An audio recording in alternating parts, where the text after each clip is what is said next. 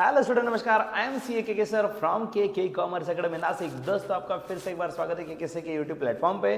Continuously quality content देना हमारा काम है और नीचे दिए हुए सब्सक्राइब बटन के साथ साथ बेल आइकन पे क्लिक करना, ये आपका काम। स्टूडेंट्स, फिलहाल नेशनल एजुकेशन पॉलिसी 2020 के हिसाब से जो न्यू सिलेबस आया है उसमें first year BCom semester number 1 जो है उसमें वन ऑफ द सब्जेक्ट जो ऑप्शनल सब्जेक्ट है बिजनेस इन्वायरमेंट एंड एंटरप्रेन्योरशिप, इसके बारे में अभी हम पढ़ने वाले हैं। So business environment and entrepreneurship, ये जो सब्जेक्ट है बच्चों, आपको ओवरऑल 8 सब्जेक्ट की लिस्ट दी गई ऑप्शन में, और 8 में से जो 2 सब्जेक्ट आपको सिलेक्ट करने होते हैं वहाँ पे बिजनेस एनवायरनमेंट एंड एंटरप्रेन्योरशिप ये सब्जेक्ट भी आपको ऑप्शन में दिया गया है। अब इस सब्जेक्ट में है क्या और ये सब्जेक्ट किसने लेना चाहिए, ये 2 चीज़ें हम कवर करेंगे इस सेशन में। सो सबसे पहला सवाल, ये सब्जेक्ट किसने लेना चाहिए। सो बच्चों, अगर आपको एंटरप्रेन्योरशिप का भूत चढ़ा है भूत चढ़ा इसलिए बोल रहा हूँ बच्चों में कि आजकल मतलब अगर कॉमर्स के बच्चों को पूछ लो कॉमर्स क्यों लिया है, they don't know anything about commerce, they don't know about anything about their career, but the thing is what they know is they want to be entrepreneur. क्यों?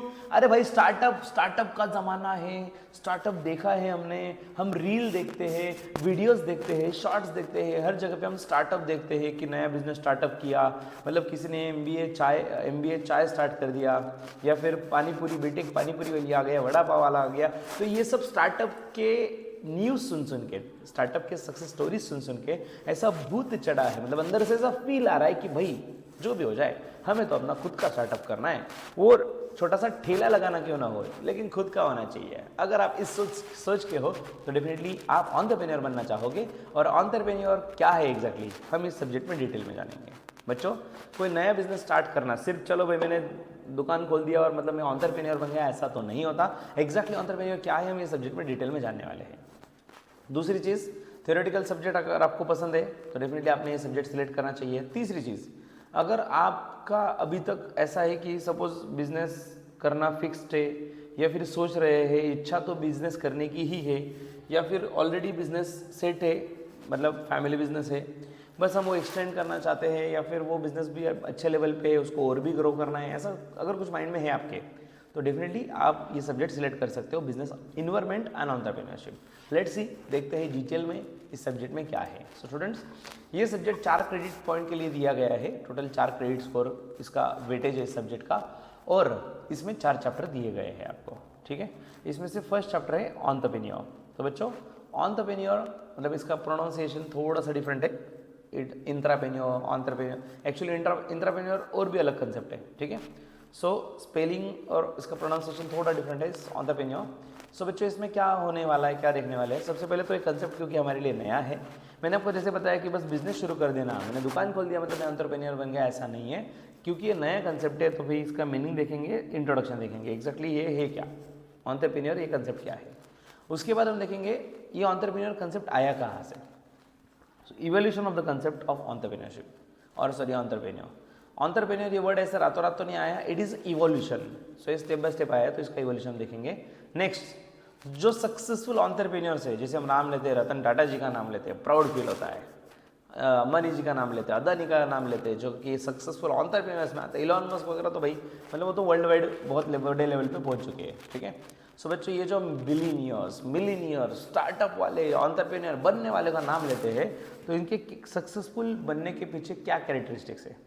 हर इंसान के सक्सेसफुल होने के पीछे किसी फीमेल का, लेडीज़ का हाथ होता है, ये सब कुछ तो आपने सुना होगा, लेकिन फिलहाल कौन से कैरेक्टरिस्टिक्स रिक्वायर्ड है हम ये इसमें पढ़ने वाले हैं। ओके, मतलब ये आप अभी से पढ़ लो, अगर आप सक्सेसफुल एंटरप्रेन्योर बनना चाहते हो तो ये स्किल खुद में लाने का ट्राई भी आप कर सकते हो। The charm of becoming entrepreneur, और तो जो चार्म है कि मुझे एंटरप्रेन्योर बनना है, yes I want to be entrepreneur, तो उसके बारे में भी एक टॉपिक दिया है, the charm of becoming entrepreneur. Next, entrepreneur decision process.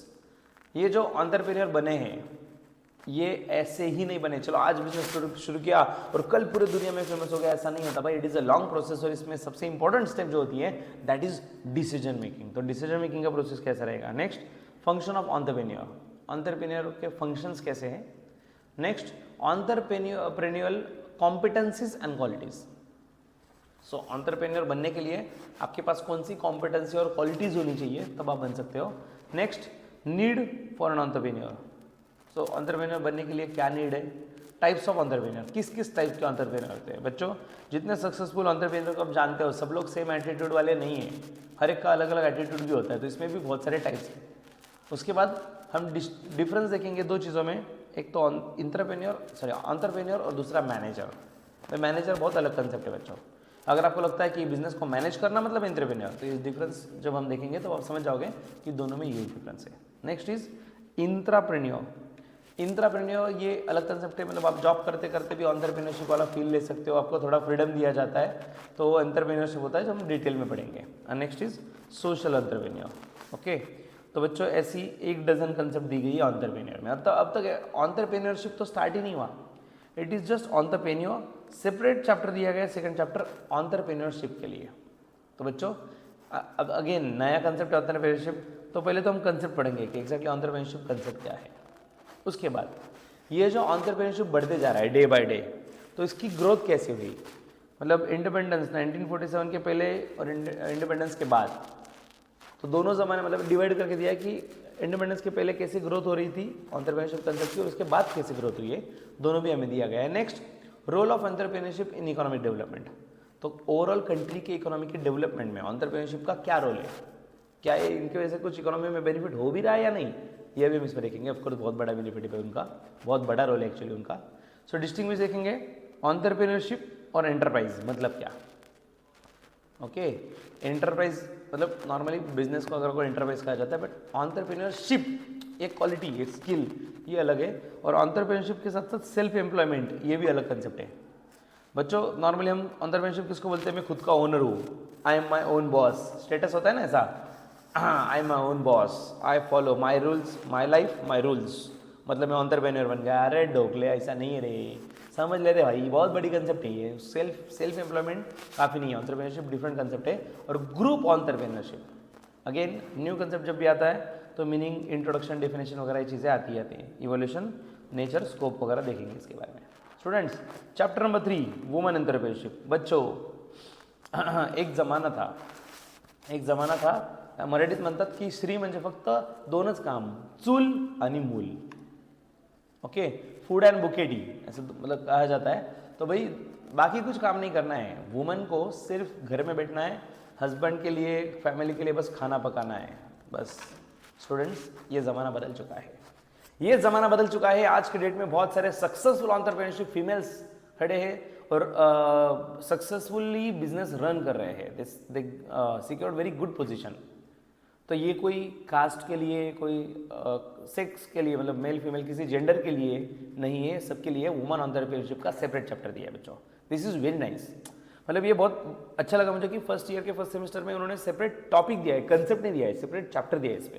Woman entrepreneurship ज़रूरी बच्चों, आप being a girl student, girl boy आप जब पढ़ रहे हो तो आपको भी रियलाइज़ होना चाहिए कि फ्यूचर में जब आपका लाइफ पार्टनर, अगर आप बॉय हो तो आपको रियलाइज़ होना चाहिए कि आपकी पार्टनर भी एंटरप्रेन्योरशिप हो सकती है, एंटरप्रेन्योर हो सकती है, वो सिर्फ घर के लिए नहीं बनी है। और अगर आप वुमन हो, ये चैप्टर पढ़ रहे हो, तो आपको रियलाइज होना चाहिए you have that much capability, आप भी सक्सेसफुल एंटरप्रेन्योर बन सकते हो। तो इसलिए वुमन एंटरप्रेन्योर जो ये नया कंसेप्ट है, तो हम पहले कंसेप्ट देखेंगे, फिर फंक्शन देखेंगे, functions of entrepreneur, then growth of women entrepreneurship in India. Day by day India में ये चीज़ें बढ़ती जा रही है वुमन एंटरप्रेन्योरशिप, तो इसकी ग्रोथ देखेंगे। लेकिन बच्चों at the end it is male dominant society, पुरुष प्रधान समाज है हमारा, तो अभी भी वुमन एंटरप्रेन्योर्स के लिए प्रॉब्लम्स है। तो क्या प्रॉब्लम्स है वो भी हम पढ़ेंगे। नेक्स्ट डेवलपिंग वुमन एंटरप्रेन्योरशिप, और जो डेवलप हो रहा है, लास्ट में लिमिटेशंस, वुमन एंटरप्रेन्योरशिप के कुछ नेगेटिव पॉइंट भी है, वो भी हम पढ़ने वाले हैं। Next last chapter number 4 factors affecting entrepreneurship growth. बच्चों एंटरप्रेन्योरशिप डे बाय डे बढ़ते जा रहा है, एंटरप्रेन्योर्स बढ़ते जा रहे हैं, खुद का स्टार्टअप करते जा रहे हैं, सक्सेसफुल बिजनेस बनते जा रहे हैं, लेकिन कौन से फैक्टर्स है जिसका इस पर इफेक्ट होता है, पॉजिटिव नेगेटिव दोनों भी रहेगा। सो देखो फैक्टर्स अफेक्टिंग एंटरप्रेन्योरशिप ग्रोथ, तो उसमें 2 फैक्टर्स है बेसिकली, इकोनॉमिक फैक्टर्स और नॉन इकोनॉमिक फैक्टर्स, ये हम डिटेल में देखेंगे। उसके बाद गवर्नमेंट क्या एक्शन ले रहा है, मतलब गवर्नमेंट क्या चाहता है, एंटरप्रेन्योरशिप बढ़ना चाहिए या कम होना चाहिए, अगर बढ़ना चाहिए, जो भी गवर्नमेंट सोच सकती है उसको प्रमोट करने के लिए कुछ कर भी रही है या नहीं, सिर्फ सोच के थोड़ी ना काम होगा ना। भाई और बहनों हम चाहते हैं कि एंटरप्रेन्योर बढ़ जाए, अरे सिर्फ बोल के कैसे होगा भाई, कुछ तो करो। आप गवर्नमेंट हो, आप क्या एक्शन ले रहे हो इसके लिए, वो भी हम इसमें देखेंगे गवर्नमेंट ने क्या क्या किया है। और क्योंकि सिलेबस लेटेस्ट है तो हम नई नई चीज़ें भी पढ़ेंगे कि गवर्नमेंट ने लेटेस्ट में क्या किया है। Next business environment. तो बच्चों बिजनेस एनवायरनमेंट जो कंसेप्ट है इससे रिलेटेड नया कंसेप्ट है, तो मीनिंग डेफिनेशन दिया है इसका, फीचर्स और इम्पोर्टेंस और कंपोनेंट्स, इतनी 4 चीज़ें दी गई है रिलेटेड, सॉरी कंपोनेंट्स अलग है, related to business environment. Business environment का मीनिंग देखेंगे, डेफिनेशन देखेंगे, फीचर और इंपॉर्टेंस हम देखेंगे। सिर्फ बिजनेस नहीं भाई, बिजनेस का जो इन्वायरमेंट है, बिजनेस के जो फैक्टर्स है, अदर फैक्टर जिसका बिजनेस पे इफेक्ट होता है या फिर बिजनेस का उन पे इफेक्ट होता है, तो ऐसी जो चीज़ें बिजनेस इन्वायरमेंट की वो भी हम इसमें पढ़ेंगे। And last components of business environment. तो बिजनेस इन्वायरमेंट में क्या क्या आता है, तो जैसे मैंने बताया इंटरनल के साथ साथ एक्सटर्नल इन्वायरमेंट भी आता है कि जिसका बिजनेस पे या इसका बिजनेस का इन पे इफेक्ट होता है। तो इंटरनल एक्सटर्नल दोनों भी देखेंगे, और साथ ही साथ इन्वायरमेंट की बात करें तो छोटे लेवल पे जाके हम माइक्रो इन्वायरमेंट भी पढ़ेंगे और बड़े लेवल पे मैक्रो इन्वायरमेंट का इफेक्ट क्या होता है वो भी देखेंगे।